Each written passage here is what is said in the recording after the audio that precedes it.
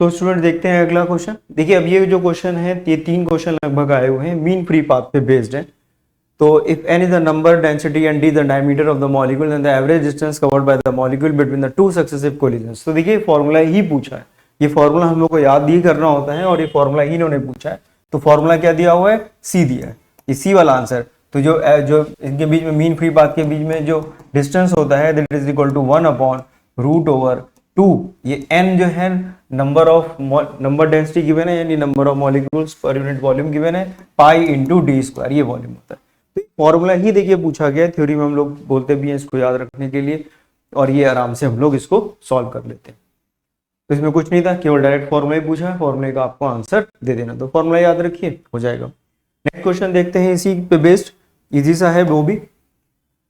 ये assertion reason है, the mean free path of the gas molecule is inversely proportional to the square of the molecular diameter. तो देखिए ये already दिया है, हम लोगों ने यहाँ पे यूज किया। देखिए lambda is proportional to 1/d²। यही पूछा इन्होंने, ये मीन फ्री पाथ है इसका। तो आप अगर देखें तो ये पहला ऑप्शन हमारा क्या है, तो ये तो ट्रू है, कोई दिक्कत नहीं। And the average kinetic energy of the molecule is directly proportional to the temperature. ये अभी तक हम लोगों ने पहले क्वेश्चन भी लगाए हैं। तो काइनेटिक एनर्जी की वैल्यू जो होती है वो होती है 3/2 kb/t।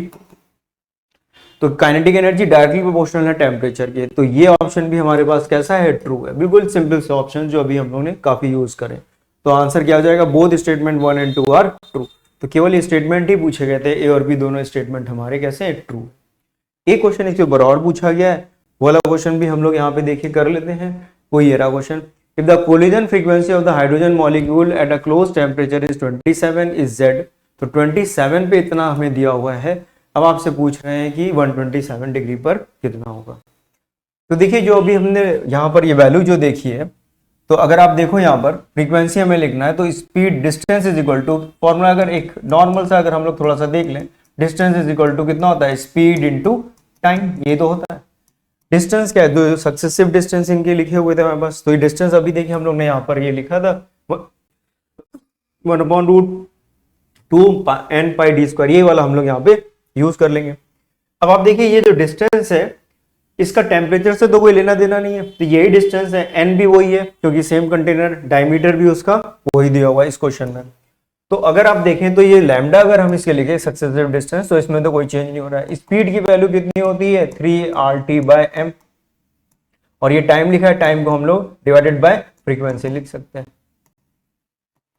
अगर फ्रीक्वेंसी इसको लिखें, टाइम पीरियड सक्सेसिव डिस्टेंस के लिए ये अगर टाइम है तो फ्रीक्वेंसी हो जाएगी कितने कोलिजन्स हो रहे हैं। तो जो हमारे पास फ्रीक्वेंसी आ गई यहाँ पर, ये फ्रीक्वेंसी आ गई, वो किसके प्रोपोर्शनल आ गई, that is equal to √T। याद रखिए m, r और ये लैम्डा सब सेम है। किसके लिए सेम है, फॉर द क्लोज्ड चैम्बर।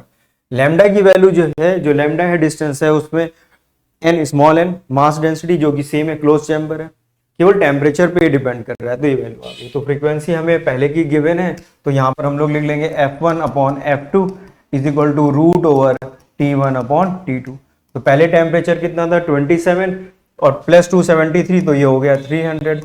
बाद में कितना हो गया 127, यानी कि ये हो गया 400। इसका आपने रूट कर दिया। पहले की फ्रीक्वेंसी कितनी थी इसकी, Z, बाद की फ्रीक्वेंसी पूछी गई है 127 पे कितनी हो गई। तो पहले फ्रीक्वेंसी कितनी थी Z, अब बाद में फ्रीक्वेंसी कितनी हो गई ये हमें पूछा गया, तो SZ' लिख लीजिए, कोई दिक्कत नहीं। इसको सॉल्व करेंगे हम लोग तो 0 0 कैंसिल हो जाएगा, तो Z' की वैल्यू कितनी आ जाएगी 2/√3। तो ये डी आंसर हमारा करेक्ट आ गया। तो सिंपल सा क्वेश्चन ये भी था, थोड़ा सा बस ऐसे अरेंज करना था और कुछ नहीं करना था। याद रखिए ये लैम्डा है, ये कांस्टेंट है, ये सक्सेसिव डिस्टेंस है दो कोलिजन के बीच में, तो ये टाइम पीरियड हो गया उसका देखा जाए, तो उसी का रेसिप्रोकल फ्रीक्वेंसी हो गई। स्पीड जो है वो केवल किसका फंक्शन होता है, टेम्परेचर का। तो अगर क्लोज चैम्बर है तो उसमें मास जो है वो सेम है, वही गैस हम यूज कर रहे हैं, तो केवल टेम्परेचर पे डिपेंड कर रही है, वही गैस है। तो इसमें ये जो फॉर्मूला हम लोग ने यहाँ पर यूज किया है, इसमें देखिए n की वैल्यू भी वही रहेगी, मास पर यूनिट, जो number of molecules, mass density same है, d जो डायमीटर है मॉलिक्यूल्स का वो भी चेंज नहीं हो रहा। तो ये तो एज इट इज ही रहेगा, इसका कोई फर्क नहीं पड़ेगा, और इस तरह से क्वेश्चन हम लोग आराम से कर सकते हैं।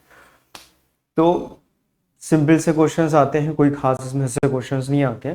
तो आई थिंक आपने सारी चीज़ें कर ली होंगी।